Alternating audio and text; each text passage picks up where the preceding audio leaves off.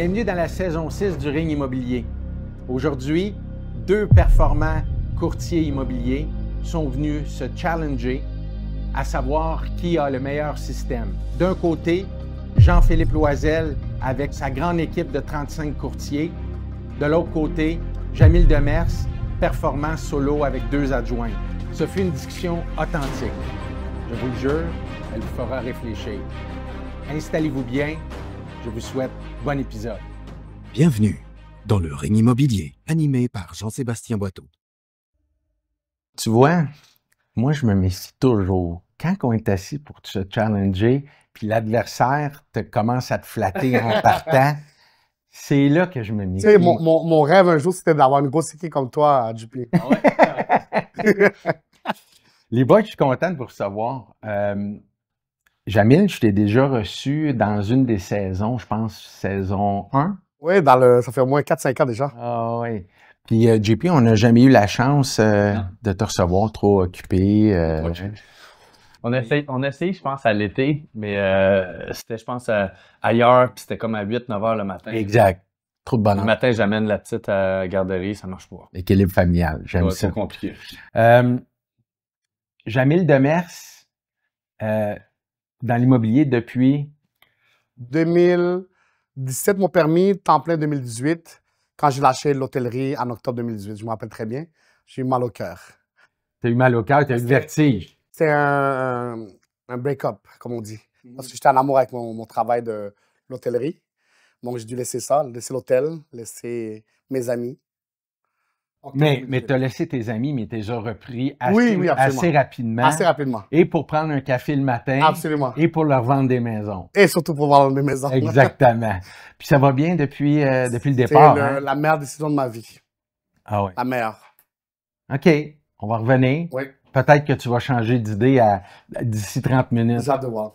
Jean-Philippe, dans l'immobilier depuis 2009, il y a beaucoup d'étapes qui s'est faites jusqu'à aujourd'hui. C'est clair. Une agence immobilière, une équipe. Oui.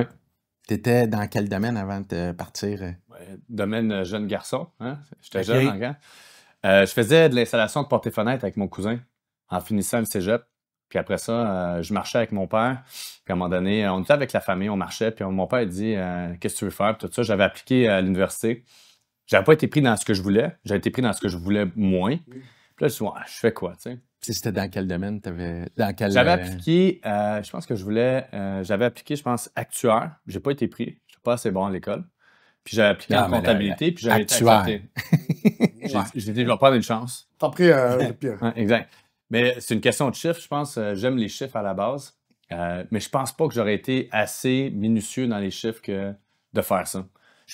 Aujourd'hui, je découvre que je suis plus un businessman, un entrepreneur qu'un courtier immobilier, que tous les autres petits chefs de personnes qui font chacune des étapes du processus. Tu regardes pas ton choix. Non, mais au début, oui, ça c'est clair. Tu sais, quand tu commences, tu as 21 ans, 22 ans, tes amis font l'université, ils terminent l'université, toi tu réussis pas fort. 21, 22, 23 ans, c'était pas mes meilleures années en immobilier. Je me questionnais tout le temps, je me disais, j'ai-tu pris la bonne décision? Ben, 22, 23 ans. T'avais quel âge quand t'as commencé, Jamil? Ah oui, on parle d'âge? 33 ans. 33 ans. 22, 23 ans, t'as un challenge de plus. Ça, c'est clair. C'est clair. Mais je pense qu'aujourd'hui, c'est un peu moins. Oui. Tu sais, je pense qu'il y en a un petit peu plus dans le marché. Quand j'ai commencé, écoute, j'étais le plus jeune. Ouais. Il y avait mon chum C'est vrai Vincent qu'à qui était l'époque, le deuxième plus jeune. Fait que lui, il est 1 mois plus vieux que moi. Donc puis on était chum. Mais lui, il a commencé 1 an avant moi. Donc moi, je l'appelais quand j'avais des questions. Puis il m'aidait à remplir mes offres d'achat. Fait que c'était parfait. C'est ça. Ouais. Je pense que la moyenne d'âge, puis relancez-moi si c'est pas ça, je suis toute réserve, je pense que c'est 45. Ah oui, c'est 45 ouais, aujourd'hui. 40, 45. Moi, je te dirais que je suis d'accord avec toi. Quand je fais des transactions, On est encore en dessous de la moyenne. On est encore en dessous de la moyenne. Pour ça, t'es beau comme ça. Merci. Ouais. Ah. Bon, une fois. Une fois. Il en reste une autre fois. Il en reste 2 autres. Parce que Jamil a demandé à ce qu'on le mentionne. Fait Ouais, on le rentre dans la discussion. Exact. Donc, les boys... On a commencé, non? C'est pas ça? Ah ouais. Vous êtes ici, les boys, parce que, avec les années d'expérience que vous avez, les épisodes, parce qu'on est rendu à la 6e saison du Ring immobilier, on a eu des discussions sur... puis même sur le terrain, on se fait poser la question, on se fait challenger. le courtier performant solo versus le courtier performant en team. Il y a des avantages, il y a des désavantages. Puis, quand l'équipe a contacté Jamil pour participer à l'épisode, la première personne que tu souhaitais challenger, premier sur ta liste, tu as nommé JP Loisel. Ouais. Pourquoi? Pour moi, JP, c'est une des plus grosses équipes et une référence dans les équipes. Il est sur Montréal, donc on a le même secteur un peu. Donc, puis c'est un ami de soccer, on a les mêmes passions et tout. Donc, j'avais envie de challenger quelqu'un qu'on se retrouve sur certains points en commun. C'est pas taclé encore, là. Ouais, peut-être tantôt. Je sais pas si c'est un épisode. Y a-tu un ballon ici? Non? C'est ça. Puis, je vais juste faire un aparté là-dedans. C'est que JP, j'ai lu sur toi. Puis, ce que tu as vécu à 17 ans, le coach qui te dit tu veux rester ici. Aujourd'hui, je suis certain que tu es rendu l'entrepreneur puis l'entêté que tu es, entre autres à cause de cette situation-là. Oui, à cause d'une couple de situations, mais je pense que dans la vie, le parcours que tu fais, les moments qui sont les plus durs, puis que tu passes à travers, bien, ça te permet d'aller plus loin, ça c'est clair. Exact. Il y a une affaire, par exemple, qui est intéressante. Je ne sais pas si vous avez entendu le wabi-sabi, qui dit, dans le fond, l'imperfection, c'est la perfection. Donc, à travers notre imperfection, on a toute de l'imperfection, ça devient notre perfection. Je suis d'accord avec toi, puis c'est drôle que tu dises ça, parce que pas plus tard que la semaine passée, on jasait avec une invitée qui s'en vient ici, puis elle était très inquiète sur comment ça allait se passer, puis sans savoir que c'est le wabi-sabi. Wabi-sabi. Ça veut dire quoi, ça? Ça veut dire ça. Ton imperfection, c'est ta perfection. C'est japonais. Wabi-sabi. Je vais regarder ça. Je l'ai sur... en fait, j'ai mon écran, je l'ai ici qui est écrit. Je le regarde à tous les jours parce que des fois, je me dis, ouais, mais pourquoi je suis pas comme ça, je suis pas comme ça. Puis après ça, je me reviens, puis je regarde une autre perspective, puis je me dis, ben, dans le fond, c'est ça qui fait ma perfection aussi, d'une certaine façon. Non, mais c'est ça. Puis tu sais, la beauté aussi d'être aujourd'hui ensemble, 3 personnalités complètement différentes, 3 personnalités qui veulent performer dans l'immobilier puis qui s'est bien adapté. Moi, j'ai envie de commencer avec mon ami Jamil sur le courtier solo. Oui. Pourquoi tu as choisi, et encore aujourd'hui, tu choisis d'être solo avec tes adjoints? Pourquoi solo? Solo parce que, premièrement, au début de ma carrière, j'étais un control freak, donc j'avais de la difficulté à déléguer, première chose. Deuxième chose, c'est que je suis un gars très performant, donc je veux être reconnu comme un des meilleurs dans mon domaine. Et je pense que je voulais avoir le titre du meilleur courtier tout seul. Et troisième, pourquoi je suis solo? Parce que j'arrive à contrôler. Encore une fois, je reparle du contrôle, mais c'est quand je suis seul, je peux contrôler les erreurs et les positifs et les négatifs, tandis qu'en équipe, c'est hors de contrôle. Donc, je pense que c'est pour ça surtout que je suis solo, c'est parce que je peux contrôler mes affaires.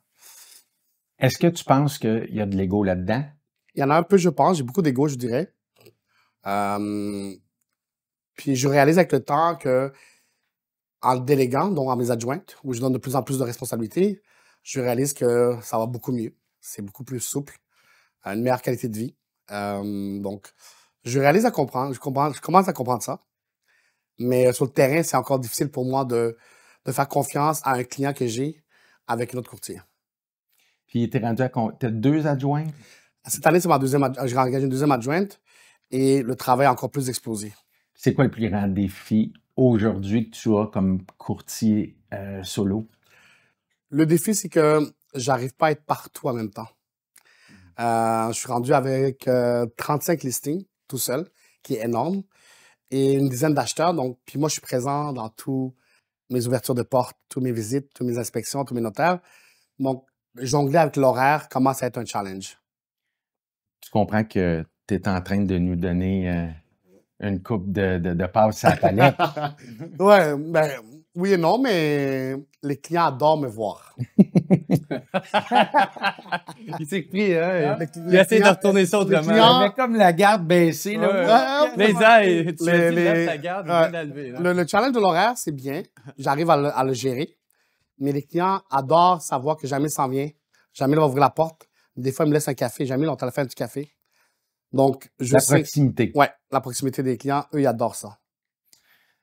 JP, naturellement, tu n'as pas commencé à bâtir une équipe jour 1. J'ai pas commencé en immobilier en 2017 non plus.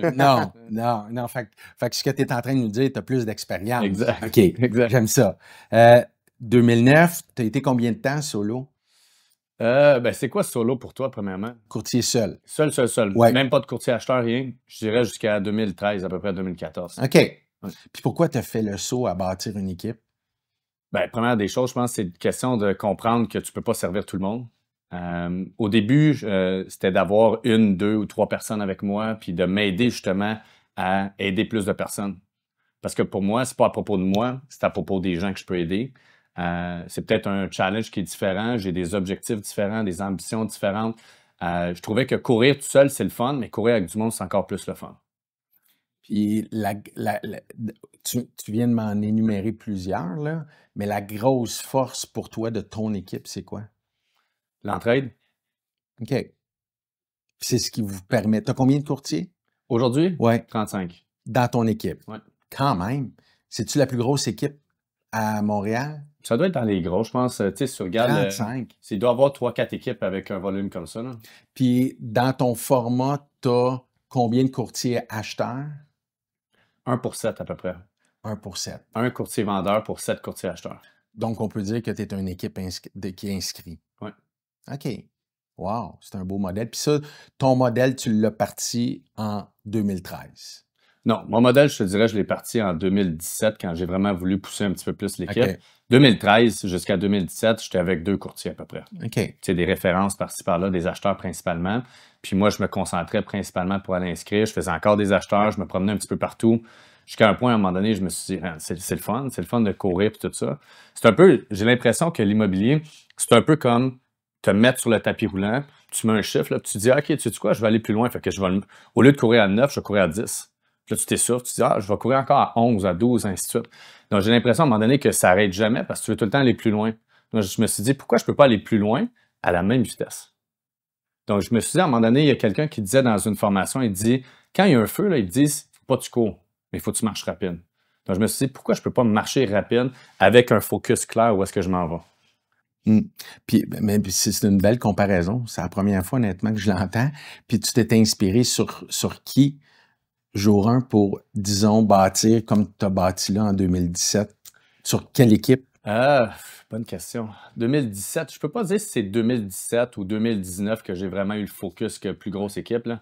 Je te dirais jusqu'à 2019-2020, j'avais une équipe de 5 à 10 courtiers. Une équipe qu'on considère moyenne, je pense, dans le courtage. Je dirais c'est que ce soit l'équipe de Golfi, l'équipe de Justin Hoff, l'équipe de Gary Ashton, puis il y en a d'autres dans d'autres bannières, là, mais c'était les premières. Oui, Toronto, Alberta, puis Nashville. Au début, c'est ceux-là vraiment que j'ai regardé. Pourquoi aller à l'extérieur? Pourquoi aller à l'extérieur? C'est une bonne question. Je pense que des fois, d'aller t'inspirer sur quelque chose qui se passe à l'extérieur pour essayer de le reproduire où est-ce que toi t'es, je pense que c'est une bonne idée. Surtout de t'inspirer des choses qui fonctionnent à l'extérieur. Je pense que les modèles d'équipe sont plus avancés aux États-Unis puis dans le reste du Canada qu'au Québec. Donc, je me suis dit, mais pourquoi je n'irais pas chercher l'info qu'eux autres sont dans le jus des équipes depuis plus longtemps puis que je peux intégrer ça ici à la place? Parce que je pense que le domaine de l'immobilier, comme on le connaît aujourd'hui en 2025, en 2030, va avoir encore plus d'équipes. Parce que les équipes, l'immobilier ne devient pas plus facile, il devient de plus dur en plus dur chaque année. Donc, je pense qu'il y a 2 modèles qui fonctionnent. Les grands performants comme Jamil, puis les gens qui vont être dans des équipes. Tu es d'accord avec ça qu'il va y avoir de plus en plus d'équipes? Pas sûr. Moi, je suis pas sûr qu'il va y avoir de plus en plus d'équipes parce qu'il faut trouver son compte dans une équipe. Moi, je pense que si tu es performant tout seul et tu vas chercher un service plus personnalisé, mais il va en avoir des courtiers plus solo, mais il faut qu'on apprenne à avoir un service plus personnalisé. Le but, c'est pas de faire 1 million de transactions, mais d'en faire des bonnes, puis s'occuper bien de son client, puis de chaque propriété, je dirais. Donc, un peu comme JP disait, lui, il va atteindre le même objectif, mais avec plus de monde. Ouais. On peut atteindre les objectifs tout seul, parce que les gens qui font confiance, ben, il te réfère en disant, fais affaire avec Jamil. Pas avec quelqu'un de... Moi, j'ai travaillé avec Jamil. J'ai aimé les services de Jamil. Donc, appelle Jamil. Jamil va s'occuper de toi. S'il m'appelle Jamil, puis moi, je donne quelqu'un d'autre de mon équipe, je suis plus sûr qu'ils vont avoir la même expérience que la personne qui a été référée va dire, ben, tu m'as référé Jamil, tu as eu ça comme expérience. Malheureusement, j'ai pas la même chose. Donc, ce que tu es en train de dire, Ouais. c'est que JP, c'est impossible pour lui de donner la qualité de service que toi, tu peux donner aux clients. JP, je pense que, encore une fois, j'ai pas vécu l'expérience d'avoir une grosse équipe. Je pense qu'ils sont capables d'être... il y a une structure. Ils offrent du service, le nécessaire aux clients. Des suivis, les demandes, l'ouverture de portes et tout ça. Mais avoir le service que le client veut, puis appeler n'importe quelle heure, puis parler à Jamil de mettre en disant « Jamil, comment ça a été la visite de 4 heures aujourd'hui? Ça a bien été, j'ai vu l'émotion des acheteurs, pas certains qui vont aller de l'avant, mais parler à un courtier qui est ouvert la porte, qui a fait le rapport à un adjoint, que l'adjoint fait un rapport dans le système, puis quand on appelle, ben, le système envoie un courriel en disant « Les acheteurs ont aimé, on attend le suivi ». Je suis pas sûr que c'est le même genre de réponse que le vendeur s'attend. JP? Je pense qu'au final, ça dépend tout le temps. Je comprends ce qu'il veut dire. Il s'agit des membres de l'équipe, je pense, qui est Oui. important. Je pense que c'est ça qui va faire la clé, là. Puis c'est un peu comme n'importe quelle boîte d'avocats. Quand tu regardes les noms qui sont écrits en haut de la porte, c'est pas eux autres généralement que tu vas rencontrer. Donc, je pense qu'avec l'équipe qui a grandi, le nombre de fois que les clients ils s'attendent que c'est moi qui vais être là sont de plus en plus bas. Ils s'attendent pas à ce que je sois là. Même des fois, je suis là, puis ils sont comme « Ah, c'est toi, je pensais que tu allais envoyer quelqu'un. » Donc, la perspective, je pense que des clients, elle change, puis eux autres s'adaptent également. Ceci dit, je pense que les courtiers que je choisis pour aller à certaines inscriptions, moi, je considère qu'ils sont ultra qualifiés. 2, ils ont le support administratif, puis ils sont capables de justement, toutes les tâches qu'ils ont besoin de faire, c'est des tâches qui sont juste reliées avec le client. Donc, tout le reste, ils sont déjà faits. Ils ont le système pour le faire. C'est la qualité des employés, des courtiers que tu vas chercher. Je pense pas que c'est des employés, je pense que c'est des partenaires d'affaires. Non, mais t'as sûrement Oui, des OK, employés. je comprends. Oui, des employés. Oui, absolument. Puis c'est là où il y a une autre affaire. Tu sais, je donne un exemple. La majorité des courtiers peuvent se permettre des employés qui coûtent prix X. OK? Puis j'enlève rien en passant au salaire de ce que les gens font. Mais on s'entend qu'avec le genre de machine que j'ai, le genre d'équipe que j'ai, ben, les salaires que j'ai dans mon équipe, ça n'a rien à voir avec probablement les salaires que jamais là. Je suis capable d'engager du monde qui ont fait l'université, qui ont peut-être un bac en quelque chose, qui sont allés plus loin dans une certaine démarche, qui ont peut-être géré des équipes de vente. Comme moi, j'ai quelqu'un à l'interne qui a géré une équipe de vente de 70 personnes chez Pajon. Ben, il rentre chez nous, il est capable de gérer du monde. Il est capable d'être en... Donc, ça permet d'avoir aussi un service à la clientèle, d'avoir un focus plus business-oriented en fonction aussi du client. Parfait, j'aime ça que tu ailles là. Je vais vous lancer une question aux Ouais. deux. Vous avez en fait 2 entreprises. Parce que c'est comme ça, on est des travailleurs autonomes. Puis moi, je considère que j'ai 2 entrepreneurs qui est assis un en face de l'autre. Selon vous, dans vos 2 formats, qui a le meilleur revenu net? Je dirais, en termes de dépenses, je ne connais pas toutes les dépenses de JP, d'une équipe, mais je pense qu'une équipe a beaucoup de dépenses. Moi, j'ai un revenu net quand même pas mal intéressant, je trouve, par rapport à qu'est-ce que j'apporte, parce qu'à la fin, je me vends, c'est juste moi. Donc, le marketing est fait sur moi et non sur l'équipe. Les outils que j'ai, il y a mon adjointe. Donc, une dépense, c'est mon adjointe, mon bureau, puis un peu de marketing. Je ne fais pas autant de marketing parce que je suis beaucoup présent sur les réseaux sociaux. Donc, mes charges de marketing n'est pas autant imposantes. Avec Remax, on a des limitations de secteur où on peut aussi afficher l'affichage. J'en fais dans mon secteur qui est le centre-ville, Griffintown, Vieux-Montréal. Puis je dilue mon budget sur 1 an. Ça équivaut à peu près à du 7% de mon chiffre d'affaires, qui est quand même pas pire. Je suis quand même dans les gros chiffres. Donc, mon net est quand même pas mal. J'ai parlé à certains courtiers. Puis les courtiers me disent qu'ils ont beaucoup de dépenses. Certains courtiers payent des cadeaux aux clients. Moi, je pense que les cadeaux, on devrait moins en donner, mais plus offrir du service. Donc, eux, pour valoriser le client puis le faire sentir, on dit, ben, je vais te payer le Mais notaire. quand tu dis eux, tu dis JP ou? Peut-être que JP aussi. Je suis sûr qu'il est dans la gang, là. Puis, donc, ce que tu nous dis, c'est que dans dans ton principe, dans ta perception, Ouais. ton système génère plus de revenus nets. Plus de revenus nets parce que j'arrive à contrôler mes dépenses et la personne qui vend, c'est moi. Donc, tandis qu'une équipe, je pense, encore une fois, je parle sans tout connaître les chiffres, mais l'équipe, tu dois promouvoir, s'assurer que tout le monde a les outils. Donc, je pense qu'il y a plus de Plus dépenses. d'employés. Plus d'employés, plus de dépenses, plus de Bureau. soutien administratif, comme JP disait. Un courtier vient dans son équipe, il y a le soutien administratif, mais c'est beaucoup de salaire, beaucoup de gestion, beaucoup de dépenses, que je pense. Moi, je pense que j'ai des dépenses, ça c'est clair. Après ça, c'est quoi les revenus nets? À la fin de la journée, je pense que tous les deux, on gagne bien notre vie, là. Ouais. Je sais pas, je connais pas tes chiffres, Jamel, puis je Ouais. pense que tu gagnes bien ta vie. C'est quoi qui est le plus efficace? Moi, ce que j'ai réalisé avec le temps, c'est que la phase que j'ai faite probablement le plus d'argent, c'est entre 5 à 10 courtiers qui est le plus efficace. Aujourd'hui, je pense que j'ai une vie plus équilibrée.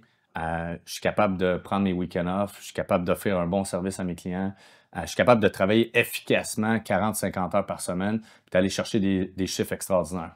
Maintenant, si on regarde le taux horaire, moi, je pense que je gagne plus que Jamil, mais je pense que Jamil, au final, peut-être gagne plus que moi, puis c'est bien correct avec moi.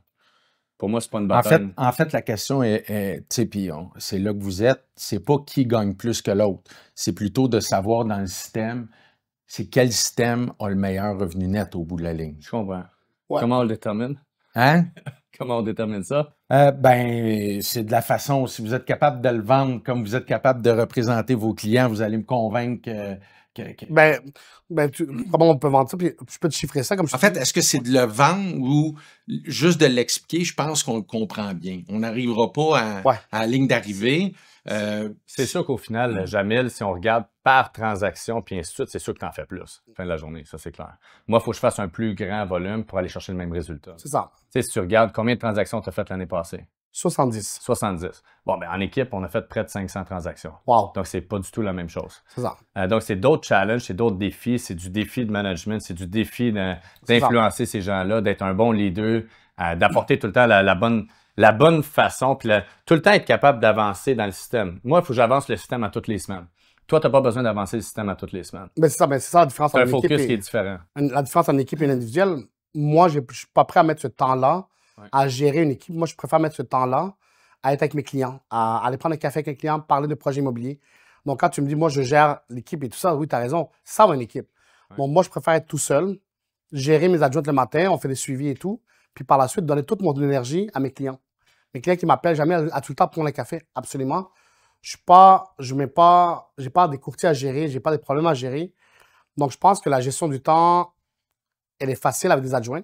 Je pense qu'on peut travailler tout seul avec une ou deux adjointes parce qu'à la fin, qu'est-ce qui prend du temps? C'est la gestion des documents, le GED, les suivis courriels, faire un suivi financement, suivi inspection. Tout ça, mes adjoints sont capables de faire. Je n'ai pas besoin de prendre le téléphone pour appeler. Mes adjoints peuvent faire. Moi, qu'est-ce que les clients veulent vraiment? C'est s'asseoir en face de moi et me jaser personnellement. OK. Pour avoir une équipe, oui, je suis d'accord que il y a beaucoup plus de dépenses. C'est difficile à amener au niveau des revenus nets et à battre sur un système comme le tien. Maintenant, la vie équilibrée. Oui. Là, je suis prêt à te challenger. On y va. Une cliente ou un client qui t'appelle soir, fin de semaine, impossible pour te connaître, pour savoir quel service que tu donnes. Comment tu le gères vis-à-vis quelqu'un qui a une structure, une équipe, des adjoints, des courtiers qui, de facto, puissent retourner l'appel puis gérer le client? Avec l'expérience, je ne parle pas de mes premières années, tu as raison, j'étais 7 jours sur 7, pas de vie, pas de vacances. Mes 3 premières années, c'était ça. Depuis que j'ai une adjointe où j'ai amené la structure, mon adjointe parle beaucoup avec les clients sur tous les besoins. Donc, le client, quand il m'appelle, c'est soit parce qu'il a envie de me parler d'un problème, ou il a envie de négocier, ou il veut faire une offre. Par la suite, le client parle souvent avec mon adjointe ou envoie un courriel pour tous des petits suivis qu'il n'a pas besoin de me déranger pour. Être disponible le soir, maintenant, j'ai réalisé que parler à 9 h le soir ou le lendemain matin, c'est plus la fin du monde. On n'est plus. Je ne suis pas disponible 24 h sur 24. J'ai amélioré cette qualité de vie. Je pense que j'ai mis des limites. L'année passée, 2024, c'était ma meilleure année. C'est l'année où j'ai voyagé 5 fois, où j'ai travaillé le moins. Puis Puis je fais ma meilleure année, puis j'ai trouvé un équilibre avec mes adjointes.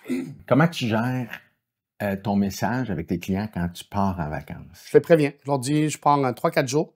Tu prends pas plus que 3-4 jours? Non, mes vacances, le plus long que ça a été Vegas, c'était 6 jours. Sinon, c'est comme je suis parti à Tunisie, je suis parti 5 jours. Je suis parti à Colombie 5 jours. C'est vraiment des courts voyages. J'aimerais ça partir plus longtemps, mais pour le moment, c'est difficile. OK, mais M. Demers, moi, ma maison est à vendre. Si vous avez une offre d'achat, qu'est-ce que vous allez faire avec mon dossier? Je suis capable de le gérer à distance pour les négociations, parce que si on reçoit une offre d'achat, on peut négocier à distance, évidemment. Et maintenant, j'ai trouvé un collègue qui peut me remplacer dans mon agence. Elle m'a aidé une fois où j'ai dû partir. J'avais une inspection. Je ne pouvais pas être là. J'ai demandé si elle pouvait me remplacer. Donc, il y a toujours des moyens. Puis, je préviens le client. Regarde, pendant 3-4 jours, c'est ma collègue qui va me remplacer pour l'inspection. Mais en termes de négociation, je suis disponible en vacances. On est dans le monde. Il y a l'Internet partout. Il y a le téléphone partout. Tout fonctionne partout dans le monde. Équilibre de vie, JP, ça fait partie de ta vie. C'est clair. C'est clair qu'on n'a pas le même style de vie. C'est clair. Ouais. Puis je respecte ça en passant jamais. On n'a pas le même style de vie. Je veux dire, moi, je travaille 5 jours par semaine. Le travail la fin de semaine, ça fait des années que je n'ai pas fait ça. Ça ne veut pas dire que le week-end, je ne peux pas avoir des moments où est-ce que je m'installe avec mon laptop et je trouve des idées. Mais je ne vais pas appeler un client ou retourner un appel ou quoi que ce soit. Il y a du monde qui s'en occupe. Même chose quand je pars en vacances. Je veux dire, je pourrais laisser mon téléphone ici, ça ne change rien. Je pourrais le laisser ici puis partir 1 semaine, 2 semaines ou plus, puis revenir, puis J'ai une question pour toi. tout continue de fonctionner. Si tu as un très bon client à toi, un client que tu mets en haut de la liste, parce qu'on a toujours des bons clients où on a un lien plus particulier, il a envie de te parler. Ouais. Puis tu ne réponds pas le week-end, tu fais comment? Comment il fait?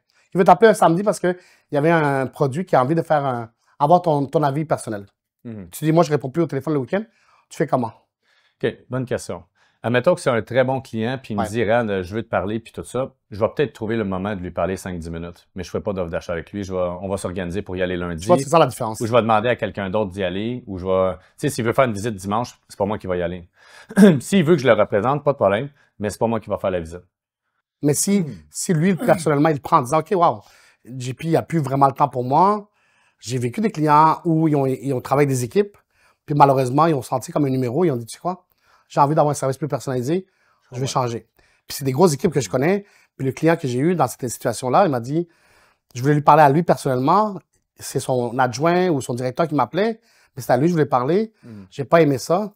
Jamil, occupe-toi de ça. Puis c'est quand même une maison à 3 millions. Je pense, Jamil, il y a une nuance. Là. Je pense pas que les clients aujourd'hui s'attendent à ce qu'on travaille 7 jours sur 7. Mais si je lui donne un service solide pour 5 jours par semaine, ben moi, j'ai pas ce commentaire-là. Mais je comprends ce que tu me partages. Tu n'as pas tes commentaires là, mais moi, je le vois. Si quand ils viennent vers un individuel, parce qu'ils veulent le service personnalisé, c'est parce qu'il y a ce commentaire-là, moi, je le vois. Eux, ils ne vont pas te le faire à toi parce qu'ils sont déjà partis. Ouais. Tu comprends? La phase, c'est que quand ils viennent vers moi ou vers un individu, c'est parce qu'ils s'attendent à un service plus personnalisé. Ils me disent, Jamil, la raison pourquoi je suis avec toi, c'est que je m'attends à ce que c'est avec toi que je parle et non quelqu'un de ton équipe. C'est toi que j'engage, c'est toi l'expérience, c'est toi que j'ai confiance à 100%. Tu peux me donner quelqu'un de ton équipe, je comprends, mais il n'y a pas ton expérience.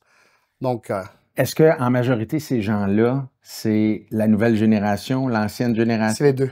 Oui? Ouais. L'année passée, une de mes meilleures transactions, c'est un client de Outremont qui est venu. Il m'a dit, j'ai pas aimé l'expérience avec telle équipe parce que je me suis senti que j'étais un numéro parmi dans l'équipe. J'ai dit, tout le monde venait, le service était bien. J'appelais, il y avait toujours quelqu'un, mais à chaque fois, chez moi, il y avait 2-3 courtiers différents qui venaient ouvrir la porte. Je pense qu'on peut pas se battre avec la question et le fait que Jamil amène. Je pense que c'est un choix. Ouais. Puis, l'équilibre de vie a un prix. 100%. Quand on décide de faire ce choix-là, moi, je suis conscient. Je suis conscient que des fois, il y a eu des gens qui ont voulu faire affaire avec Jean-Sébastien Boiteau, puis Jean-Sébastien était à l'extérieur du pays, puis je pouvais pas les satisfaire, ou il y en a que je suis pas au courant, puis qu'il y a un courtier qui travaille solo. Mais je pense que quand le message est clair pour un team leader, puis que sa clientèle, c'est clair que, comme tu le précises, JP, 5 jours, tu peux me rejoindre en cas d'urgence, j'ai une équipe, c'est structuré, ben c'est là que le choix de la vie équilibre se fait. Ouais. Absolument. Je pense que oui. Absolument. Ça a un prix. Le monde, ils veulent performer, ils veulent avoir l'équilibre de vie, ils veulent tout avoir, mais à quelque part, tu le payes, cet équilibre. Et donc, je pense que les clients, quand ils viennent avec JP, puis ils savent que comment c'est structuré, ou tu as accès à JP lundi au vendredi, mais le week-end, tu as accès à un directeur, peu importe comment ça marche. Mais ils sont conscients, puis ils l'acceptent. Certains clients vont moins l'accepter, d'autres vont dire, parfait, je comprends que je fais affaire avec une grosse machine, je suis à l'aise avec ça, il n'y a pas de problème. Donc, il faut juste que les clients soient au courant quel genre de service ils s'attendent. Puis, ils ne peuvent pas nécessairement avoir accès à JP tout le temps parce que JP, il y a 40 personnes à gérer dans son équipe. Je pense qu'il y a des avantages puis des inconvénients. Tu sais, de mon côté à moi, je prends l'exemple. Si moi, je veux faire, puis on va juste prendre ton exemple. Tu sais, tantôt, tu as parlé de 35 listings. Si tu as 5 personnes qui veulent faire des visites libres, tu fais quoi ce week-end?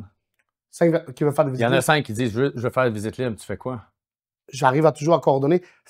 Encore une fois, je limite à 30 listings où je suis capable de gérer. J'ai réalisé qu'en bas de 30, je suis capable de gérer. Puis là-dessus, c'est pas juste des ventes. Il y a des locations. Les locations, il n'y a pas de open house. Donc, puis je mets le prix avec l'expérience, un prix qui est juste, où ça se vend quand même relativement à moins de 60 jours. Qu'est-ce que les gens s'attendent? Donc, les listings ne traînent jamais trop longtemps. Il n'y a jamais trop de visites. On n'est pas là sur du 1 an. Ça arrive des listings qui ça dure 1 an. C'est une bonne question. Ouais. C'est une bonne question. À l'inverse, tu es limité aussi parce que tu prônes la qualité de service, mais tu es limité aussi à un moment donné. Tu peux pas prendre plus que... Il faut que tu sois discipliné parce que ton service va s'en... Absolument. Puis des fois, j'arrive à dire malheureusement, je ne pourrais pas. Ou des fois, on réalise avec l'expérience, on va voir un mandat, un listing, puis le vendeur veut trop cher, veut 100 000 de plus. Tu sais que si tu fais le marketing, les visites et tout ça, tu ne vas pas le vendre parce qu'il y a vraiment 100 000 de plus. Donc des fois, je préfère laisser passer le mandat. Je dis, regardez, je ne suis pas fait pour vous, je vous laisse aller, essayez-le avec quelqu'un d'autre. Tu es capable de le faire? Je le fais. Puis là, ils viennent me voir. Et il vient te voir. Puis moi, Et tu le vends. Puis moi, je vais faire des visites libres, puis il va se vendre. Exactement. Ok, c'est bon. Mais c'est arrivé, puis le pire, c'est que j'étais tellement honnête avec quelqu'un, il m'a rappelé une semaine après, il m'a dit, je vais aller avec toi, moins cher et ta commission. Mais tu vois, la transparence, le no bullshit, c'est ça qui arrive. Ouais, c'est important. Oui, c'est important. Ouais. Par contre, Oui. demain matin, tu te blesses, tu tombes paraplégique, on ne te le souhaite pas, c'est fini. Tu es conscient de ça? Oui. Tu es tout en train de construire quelque chose qui a une grosse valeur. Oui. Mais du jour au lendemain, tu es conscient que ta business peut arrêter. Ça, je suis conscient par rapport à JP. C'est pour ça, je vais te faire un petit commentaire là-dessus. Mon adjointe, Sultana, qui est rendue mon adjointe personnelle, je suis en train de donner de plus en plus de responsabilités où elle est rendue comme une directrice des opérations. Elle est en train à gérer les clients, moi, mon horaire. Donc, de plus en plus, je me retire un peu de l'opération. C'est Sultana qui gère ça. Elle gère même la deuxième adjointe. Et j'investis beaucoup. Je sais qu'on ne peut pas travailler comme ça toute notre vie. J'ai besoin d'investissement. Donc, à chaque année, j'investis dans l'immobilier. J'achète des plex. Je mets de l'argent dans les épargnes, des bourses et tout. Donc, je sais que si jamais je dois arrêter, ben, je vais avoir de quoi parce que on recommence, comme tu le sais, on recommence à 0 à janvier. Puis on a le stress de, OK, on a les loyers à payer, les bureaux à payer, l'adjointe à payer, puis on est à 0. C'est intense, paraplégique, je vais peut-être dire une jambe J'ai cassée. eu peur, là. JP, est-ce que ça a fait partie d'une de tes décisions de bâtir une équipe parce que tu voulais construire quelque chose qui pouvait aussi te générer du revenu passif? Je pense pas que c'est une prise de décision, non. Je pense que c'est plutôt pour la qualité de vie qui était ma motivation première. Après ça, c'est de dire, est-ce que ça peut apporter d'autres choses? Oui. Je veux dire, quand je pars en vacances, le tapis roulant continue à rouler. Je n'ai pas besoin de monter dessus. Je peux décider quand je sors, puis quand je remonte, puis quand je sors, puis quand je remonte. C'était plus pour ça ma motivation. Ça me tentait pas de travailler 7 jours sur 7. Ça me tentait pas de travailler même 6 jours sur 7. J'aime mieux faire d'autres choses. J'aime mieux prendre du temps pour m'améliorer sur certaines choses, apprendre des nouvelles choses, découvrir des choses. Oui, faire de l'investissement aussi. Faire un paquet de trucs que je pourrais pas faire, d'aller vivre des passions, de faire d'autres choses finalement. Je trouve que la vie est un peu comme un buffet, mais si c'est juste tout le temps la même chose que tu manges. Je veux dire, moi, je ne mangerais pas du spaghetti à tous les jours ou du steak à tous les jours. J'aimerais ça d'avoir une variété. Ouais. Pour moi, c'est ça qui crée mon bonheur. c'est la grosse différence, selon moi, ce principe-là. Mais je pense de part et d'autre, qu'on soit seul ou en équipe, il y a toujours un stress qui vient, comme n'importe quel entrepreneur. Ton plus gros stress pour toi, JP? Là, tu m'as de l'air toujours en contrôle, là, mais... Pas toujours en contrôle, non? C'est un peu que des fois, je suis comme un canard, c'est juste qu'on le sait pas. Ouais, c'est ça. Je pense que Jamel aussi, probablement. Il est un peu plus beau que moi, par exemple. Ouais, fini. Ouais, il en reste un dernier. Le plus gros stress, je pense d'abandonner les autres, je pense. Pour moi, c'est comme je rentre sur mon plan de match, je fais ce que j'ai à faire, puis de déroger de ça. Pour moi, il y a différents types de leaders. Il y en a qui disent les choses. Il y en a qui non seulement ils disent, mais ils forcent quelqu'un à le faire, puis il y en a d'autres qui montrent l'exemple.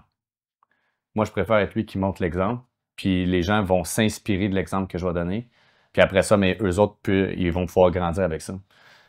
Je vais te poser une question un peu plus personnelle, tout en ton honneur. JP, tu es axé beaucoup sur tu veux pas laisser les gens, tu veux épauler les gens. Est-ce qu'il y a quelque chose dans ta vie professionnelle ou autre que tu t'es déjà fait ou laissé tomber?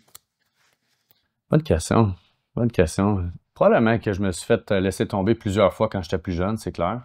Que ce soit par des amis, souvent c'était les proches. Je sais pas si tu es d'accord avec moi, Jamel, ou puis même toi, Jean-Sébastien, les gens qui nous blessent le plus sont souvent les gens qui sont les plus proches de nous autres. Donc, je pense plus jeune, ouais, je veux dire plusieurs amis, je veux dire les décisions, les prises de décision, à la fin de la journée, je pense qu'on grandit avec ça, puis ça a forgé aussi mon caractère, ma résilience, ma façon de faire. Puis le fait que je veux pas laisser les autres, c'est probablement qu'on m'a laissé tomber plusieurs fois. Donc, c'est quoi mon plus grand stress? C'est-tu de les laisser tomber? C'est toute forme qui pourrait ressembler à les laisser tomber. Que ce soit par le travail en soi, que ce soit par changer mes habitudes, que ce soit par ne pas faire ce que je dis que je vais faire. Si je dis quelque chose, il faut que je le fasse. Parce que si je fais pas ce que je dis, je vais avoir l'impression que je les laisse tomber. Que ce soit des problèmes avec l'OASIC ou d'autres affaires, un paquet d'affaires de même. Je pense qu'à la fin de la journée, on vit avec un paquet de challenges. Mais pour l'instant, le challenge, je l'attribue pas juste à moi, mais à l'impact que ça a sur les autres. Tu as construit un gros navire. Fait que le stress, c'est toi qui l'as, le volant du navire entre les mains. Ouais. Puis tu sais, je pense que comme athlète, on veut se positionner dans un espace où on crée ce stress-là parce qu'on aime performer. Ouais. Jamil, tu es tout seul, ton stress, c'est toi qui te le fais, c'est toi qui vas te le générer. C'est quoi ton plus gros stress? C'est de manquer de clients. Mon stress, c'est des fois, je suis là, je dis, est-ce que c'est mon dernier client? Parce que comme j'ai des charges, j'ai des responsabilités, mes adjointes, mes bureaux, ma maison, mes voitures. J'ai beaucoup de charges que j'ai sur mes épaules que je me suis mis moi-même. Donc, mon stress, c'est de dire, est-ce que c'est mon dernier client? J'en passe de moins en moins parce que je suis rendu à 8 ans d'expérience, puis je sais que les clients reviennent tout le temps. Mais c'est toujours de dire, est-ce que c'est quand je vais avoir le prochain client? C'est ce stress-là, puis j'essaie de passer par-dessus, mais des fois, quand tu as beaucoup de paiements à faire, puis tu vois l'argent qui va rentrer plus loin, des fois, c'est stressant parce que quand tu investis, ben, l'équipe, tu ne l'as pas nécessairement. Ben, merci de le partager parce que c'est la vraie vie du courtier immobilier. Puis les courtiers immobiliers peuvent faire de l'argent rapidement, mais c'est pas tout le monde qui a appris à faire une bonne gestion financière. La gestion est très difficile. Oui, elle est difficile. Puis ça, ben, en fait, tu le dis, c'est toi qui l'a construit ainsi. Je l'ai construit ainsi, oui. Parce que des fois, l'argent rentre bien, tu vois des commissions qui s'en viennent, puis tu as déjà dépensé l'argent, mais quand elle rentre, ben, tu payes qu'est-ce que tu as payé. Mais la prochaine commission, des fois, ça prend 3 mois, 4 mois, notarié, avoir le chèque, l'argent sur la caisse. Ouais. On oublie souvent qu'un courtier immobilier, on n'est pas payé le lendemain de la transaction. On est payé des fois 3, 4, 5, 6 mois plus tard. Ouais. T'as-tu déjà douté du choix de faire ça solo? Non, parce que... douter, non. Parce que j'aime performer. J'ai la compétition en moi, le sang de compétiteur. J'ai toujours été un compétiteur depuis que je suis petit. La course à l'école, le badminton, le ping-pong, tout ça. Donc, être solo puis compétitionner contre les autres qui performent, ça me stimule. As-tu déjà douté d'un de tes choix? Je pense qu'on se remet tout le temps en question, là. Je pense que c'est faux de dire qu'on se remet jamais en question. Donc oui, de me remettre en question beaucoup au début. Après ça, dans l'évolution, est-ce que des fois, oui, je veux dire, quand je regarde le balance sheet puis je vois le nombre de dépenses versus qu'est-ce que j'avais avant, je me dis, écoute, il me semble que ça allait plus vite puis c'était plus simple quand j'étais tout seul. Ouais. Mais à la fin de la journée, je pense que je gagne mieux ma vie aujourd'hui. En fait, je sais que je gagne mieux ma vie. J'ai des meilleurs résultats. C'est peut-être un peu différent de Jamil. Je pense pas que je me rajoute de la pression de plus. Il y a toutes sortes de courtiers immobiliers. Il y en a qui se mettent un paquet de dépenses de plus qu'ils doivent payer à tous les mois. Moi, je préfère les diminuer. Je préfère dire, Yann, il y a un paquet d'affaires là-dedans qui sont pas importants. On a tous besoin d'un certain standard. Ouais. Mais moi, je préfère vivre avec un standard qui est un peu plus bas, puis de vivre au pire de dépenser sur des expériences de vie que j'ai le goût de faire sur le moment, mais de dépenser sur des choses qui reviennent récurrentes à tous les mois. Moi, une des affaires que je fais, c'est que je regarde les applications que je n'utilise pas, puis à tous les mois, je delete, puis j'enlève les abonnements. Je me dis, à la fin de la journée, j'ai pas besoin de toutes ces affaires-là, puis j'ai pas le temps de faire ces affaires-là, premièrement. Deuxièmement, après ça, ben j'ai besoin de combien de véhicules? Moi, je trouve que j'en ai besoin de juste un. Je suis pas capable d'en conduire deux en même temps, mais ça, c'est un choix personnel. Après ça, je me dis, le genre de maison que j'ai, ben j'en veux juste une, j'en ai pas besoin de deux. Les autres, je peux toutes les louer à place. Puis après ça, c'est de dire, est-ce que je peux faire de l'investissement pour qu'il y ait du passif? Pour moi, c'est plus l'investissement qui va me rapporter du passif. Est-ce que j'ai d'autres genres de passifs? Oui, je veux dire, en bâtissant une équipe, tu en as un certain passif. Que ce soit avec l'agence, que ce soit d'autres éléments, il y a un certain passif. Mais je pense pas que la prise de décision est basée là-dessus. Fait que moi, j'aime mieux mettre ça tout de côté puis vivre d'expériences de vie. JP, t'aurais été un excellent actuaire. Oui, peut-être. Cartésien comme t'es. Ouais. Peut-être. C'est quoi la plus grosse erreur que tu as faite? Dans quel sens? Il y Professionnelle. a bien des erreurs que j'ai faites. Professionnelle. La plus grosse erreur que j'ai faite, professionnelle. Bonne question. Plus grosse erreur. Je sais pas c'est quoi la plus grosse erreur. Parce que je considère que, puis je pense jamais, tu es comme moi, tu donnes leur juste tout le temps. Je pense que ça, c'est la clé d'un bon courtier. Que tu travailles seul ou en équipe, je pense que ça, c'est la clé. Tu donnes leur juste, tu dis qu'est-ce qu'il y en est, puis après ça, tu donnes ton 110%. La seule affaire que je sais, c'est que quand tu es tout seul, ou même en équipe, si ça va trop vite à un moment donné, c'est comme si tu essaies de tenir 18 ballons en même temps, tu les lances dans les airs, à un moment donné, il y en a un qui va tomber à terre. Puis à l'époque, il y avait mon directeur d'agence qui m'a dit, il dit, tu traînes plein de ballons avec toi, il y en a qui vont tomber. Tu devrais avoir des courtiers qui t'aident pour justement qu'il y en ait moins qui tombent par terre. Okay. C'est à partir de là, je pense que j'ai décidé de bâtir une équipe parce que je me suis dit, ben, j'aime pas ça quand ça tombe par terre. Puis quand ça tombe par terre, c'est que j'ai peut-être donné mon 110%, mais j'ai été plus long à répondre. J'ai peut-être donné mon 110%, mais il me semble que si j'avais été plus sharp, plus vite, puis ainsi de suite, il me semble que ça serait pas passé. Donc, je pense que les erreurs se font sur la compréhension de qu'est-ce qui se passe dans un dossier puis comment tu peux t'améliorer après. Donc, d'erreurs comme précises, je pense pas. Je pense pas. Mais peut-être une erreur, je dirais, jamais être arrogant avec les autres courtiers. Parce que des fois, dans le moment, puis tout ça, il y en a des courtiers qu'on aime plus, d'autres on aime un peu moins. Des fois, ça peut arriver qu'un sur le fly, l'autre courtier, il est pas sharp, puis tu as le goût de le remettre à sa place, puis ça vaut jamais la peine. Ouais. Est-ce que je l'ai déjà fait 2-3 fois? Oui, je l'ai pas fait 50 fois, mais j'ai fait 2-3 fois. Puis ces 2-3 fois-là, ça n'a jamais été des bonnes raisons de le faire. J'ai fait peut-être plus que deux, Ouais, trois moi aussi. fois dans ma vingtaine. Mais ça donne trentaine, rien. mais, Es-tu d'accord avec moi? 50 ans, là, c'est donne 100%. Ouais. 100%. Mais je pense que quand ça arrive, c'est l'ego qui prend le dessus, puis même l'insécurité. Ouais. Parce que de base, on n'est pas des mauvaises personnes. On vit du stress, on est 7 jours sur 7. Quand on embarque, on est des all-in. Mais des fois, c'est la question d'ego, de fatigue, d'insécurité. C'est pas des excuses, parce que quand tu vieillis, tu prends un pas de reculons puis tu te dis, ah non, je peux pas faire ça. Ta plus grosse erreur, Jamil? Professionnel ou personnel? Les gars, je veux pas aller là. La plus grosse erreur professionnelle, je fais plusieurs erreurs, puis j'en fais encore, puis j'apprends de mes erreurs. Mais la plus grosse, arrêtée, je pense, mais c'est une erreur, je vais vous parler d'une erreur, c'est j'ai engagé une adjointe qui était courtière. Puis, après 8 mois, elle a pris tous mes trucs et elle est partie avec. Parce qu'elle a vu, parce que c'est une adjointe qui... C'était une courtière qui performait moins. Elle m'a dit, regarde, j'ai vu que tu cherchais une adjointe. J'aimerais ça être ton adjointe avec un bon salaire. Je dis, parfait. Justement, j'ai cherché une adjointe. Mais j'ai réalisé qu'elle prenait tous mes trucs, elle parlait derrière moi à mes clients. Et après 8 mois, elle m'a dit, jamais j'ai envie de retourner sur le terrain. Je me dis, OK, mais vas-y. Puis, j'ai des clients qui m'ont appelé, ils m'ont dit, hey, Julie et moi, on vient de faire une transaction, est-ce qu'on te voit au notaire?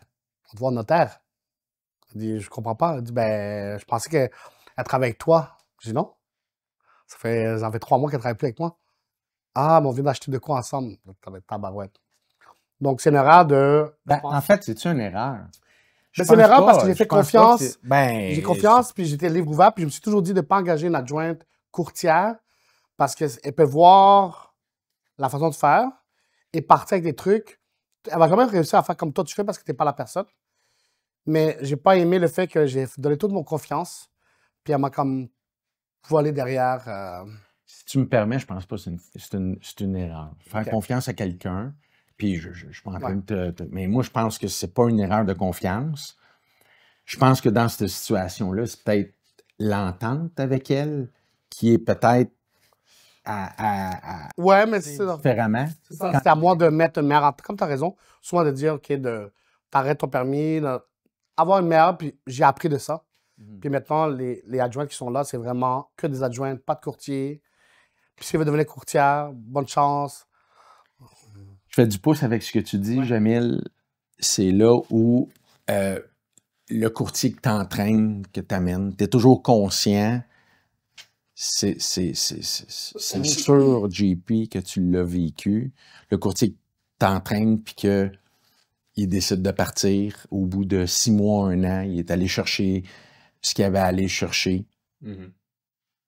Tu le gères comment? Tu le vis comment aujourd'hui versus quand tu bâtissais les équipes? Bonne question. Je pense que quand je bâtissais, ça me faisait plus de quoi. Aujourd'hui, ça me fait moins de quoi. Ça ne veut pas dire que ça me fait rien. Parce que ça nous fait tous quelque chose. Surtout quand c'est des gens que tu as mis de l'énergie avec, ça fait plus longtemps. Surtout les plus longtemps, là, que c'est quasiment rendu des membres de la famille. Parce que moi, je considère que c'est comme une deuxième famille rendue là. J'ai une grande famille chez nous, j'en ai une deuxième grande au bureau. Les gens sont là pour une saison, une raison ou pour toute la vie. Puis à partir du moment qu'on accepte que c'est ça, puis dans toutes nos relations en passant, que ce soit des relations d'affaires, des relations amoureuses ou des relations avec n'importe qui d'autre, il faut juste accepter qu'à un moment donné, ça se peut que ça soit pour toute la vie, mais ça se peut que ça soit juste pour une saison. Puis si c'est juste pour une saison, est-ce que je l'aurais engagé pareil? Puis après ça, c'est de se dire, puis un peu comme Jamil l'a dit tantôt, moi, quand j'arrive avec des petites erreurs comme ça, comme un peu qu'est-ce qu'il nous partageait, je me dis, comment je peux m'améliorer? Je retourne ça vers moi. Tu sais, j'essaie de prendre le miroir et de dire, regarde, je me le mets dans ma face, là, puis qu'est-ce que moi, je peux faire pour m'améliorer aujourd'hui? Comment je peux être un meilleur leader? Comment je peux être plus clair? Comment je peux faire en sorte que les gens qui viennent avec moi, je les pousse pas à venir avec moi, je veux les attirer. Et ça veut dire que s'il part après 6 mois, ben, il y a quelque chose que peut-être que j'ai pas fait. Donc, au lieu de dire, hey, il est donc bien pas sharp, il vient prendre ce qui est à apprendre pour 6 mois, puis il s'en va après. Non. Je pense qu'à la fin de la journée, si je l'avais bien choisi, peut-être que je l'ai pas bien choisi. Peut-être que j'ai choisi quelqu'un qui est juste dans une transition, puis il s'en va ailleurs. Mais si je l'ai bien saisi, que je l'ai bien coaché, que j'ai bien fait en sorte que je l'influence positivement d'aller dans la bonne direction, il restera pas 6 mois. Il va peut-être rester 2 ans, il va peut-être rester 4 ans, mais il va au moins rester une certaine séquence. Fin de la journée, je ne vais pas les forcer à rester là toute leur vie. Mais si eux autres ils aiment ça, puis que je suis un bon leader, j'ai pas mal plus de chances qu'ils vont rester longtemps. Tu dirais-tu que ta sagesse, elle est pour beaucoup aujourd'hui, puis elle te rend la vie plus facile? Je pense que oui. Je pense que oui, parce que je m'enlève des poids sur les épaules à chaque semaine. Je pense que ça se ressent aussi. Puis je pense que les autres, ils le ressentent. Puis... ça te donne une assurance. Oui, je pense que oui. Qui permet de donner aux courtiers qui sont avec toi tout ce tourbillon d'assurance-là. Ouais. Ça fait une différence. Pour l'avoir vécu moi-même, là, dans la lignée que tu expliques, c'est vrai. Est-ce que ta culture d'entreprise, elle est à la hauteur de tes attentes?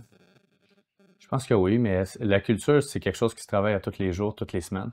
La culture, c'est pas quelque chose qui est acquis, c'est quelque chose qui est un peu comme un loyer, tu dois payer à tous les jours.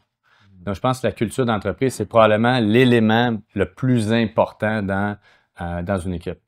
S'il n'y a pas de culture, il n'y a pas d'équipe. Ça, c'est clair. Puis des fois, ben, c'est pas tout le monde qui adhère à la culture.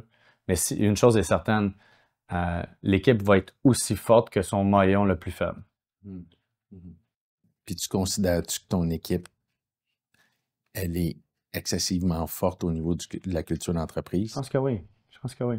Tu sais, ça reste que moi, j'ai choisi pour les valeurs humaines. Moi, je dis toujours, les aptitudes, on peut toujours les apprendre. Tu sais, que le nombre de transactions que j'ai effectuées, je suis capable de les aider dans diverses situations. Je leur dis souvent, tu sais, 1500 transactions, c'est 1500 différentes façons de faire de l'immobilier puis de comprendre les astuces puis les problèmes qu'on a véhiculés.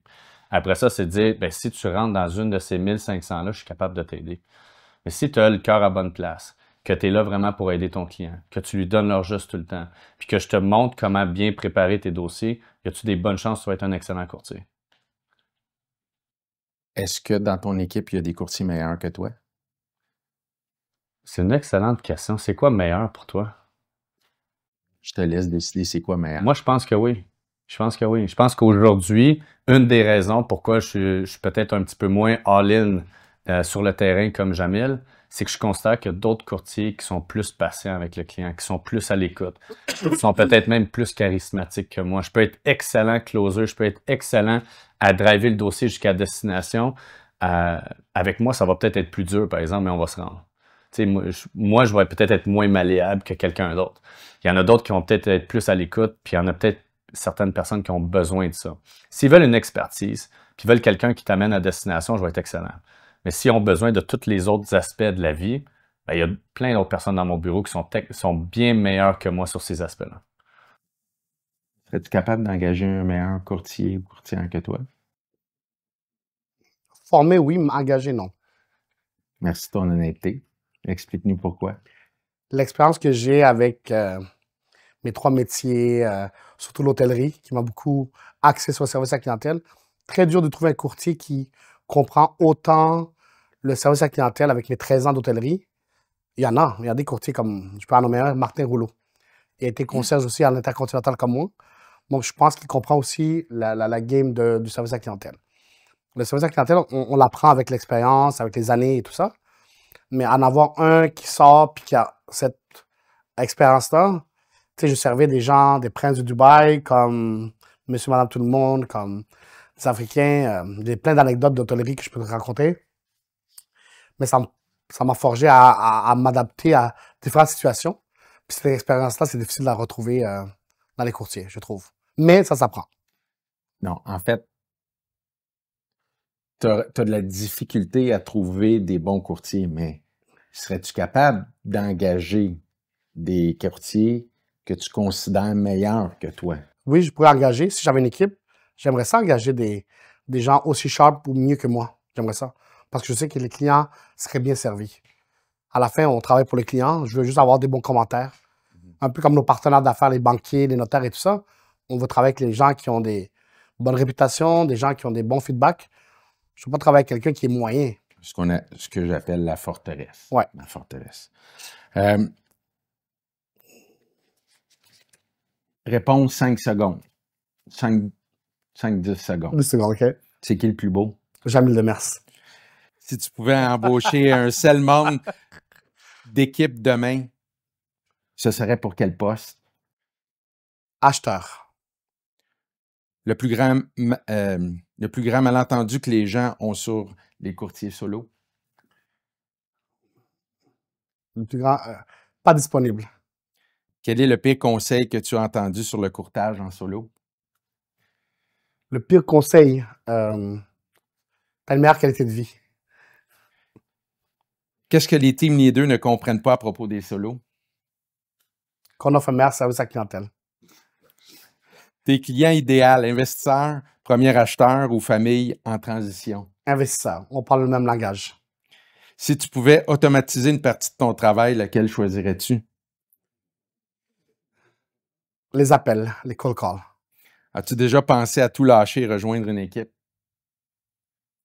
Au début de ma carrière. Pourquoi? C'est intéressant. Parce que j'ai trouvé ça difficile.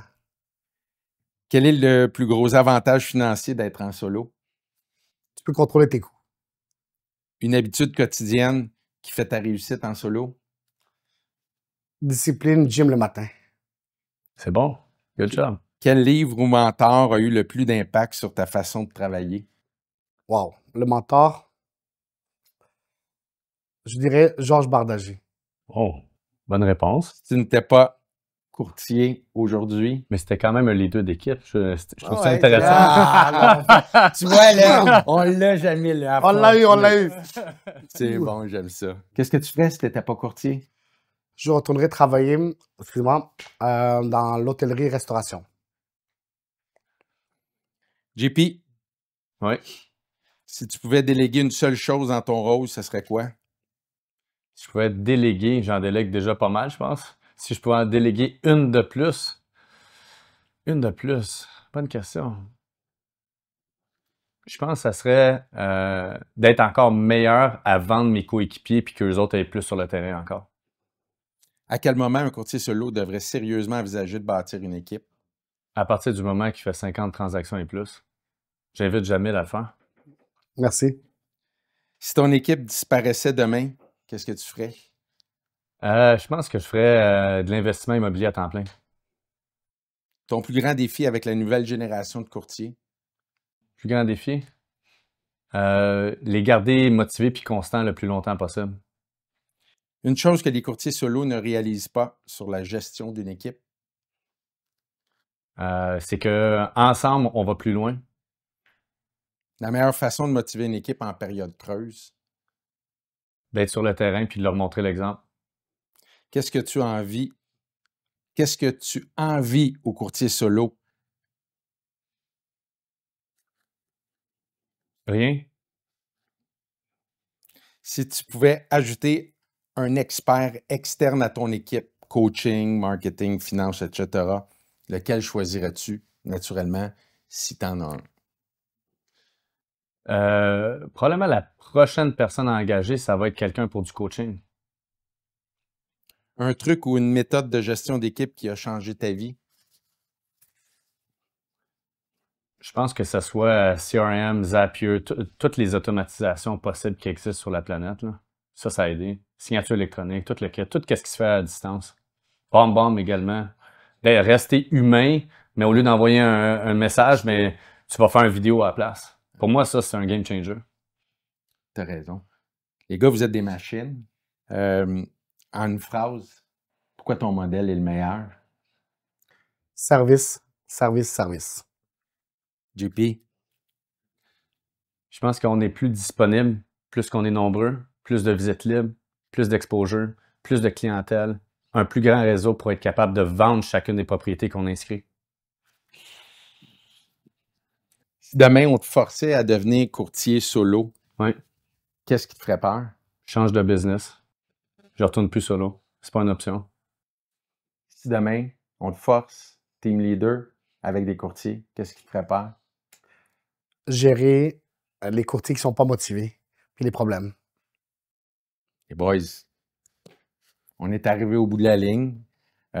Moi, j'avais l'intention de choisir c'est qui avait mené le combat et qui avait gagné pour demander à l'opposant de faire une story puis de le dire qu'il avait perdu. Mais ils peuvent faire la story. Mais je pense que ça n'arrivera pas. Ça n'arrivera pas. Sérieux, merci JP, merci d'être venu. Merci. Jamil. Deux nice guys. Deux gars qui savent où ils s'en vont. Puis difficile à arrêter. Merci beaucoup. Merci. Good job, Jamel. Continue. Martin Ross est un expert hypothécaire. Il est animé par la passion d'accompagner les individus dans la concrétisation de leurs projets immobiliers. Collaborer avec Martin Ross, c'est opter pour un conseiller compétent et déterminé à transformer vos ambitions immobilières en réussite concrète.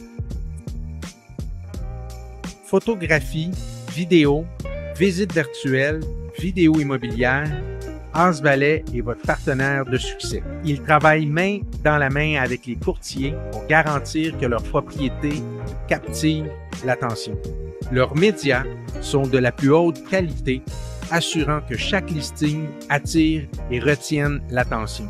Au-delà de la technologie, ils comprennent l'importance d'un service client de premier ordre et c'est ce qu'ils s'engagent à offrir à chaque étape. Pionniers de la technologie de la réalité virtuelle, ils adoptent les innovations pour garder une longueur d'avance dans le secteur immobilier. Une seule adresse pour tous les besoins de mise en marché d'un courtier, simplifiant ainsi le processus et garantissant que chaque mandat se démarque. Leur capacité à s'adapter rapidement aux nouvelles tendances et besoins du marché font de eux un allié inestimable pour tous les courtiers. Les restaurants-bars Zibo proposent une cuisine de type californienne haute en saveurs et en couleurs. Couronnez votre expérience gourmande avec leur carte de vin sélectionnée pour tous les goûts. Goûtez à l'expérience Zibo, une aventure 100% québécoise.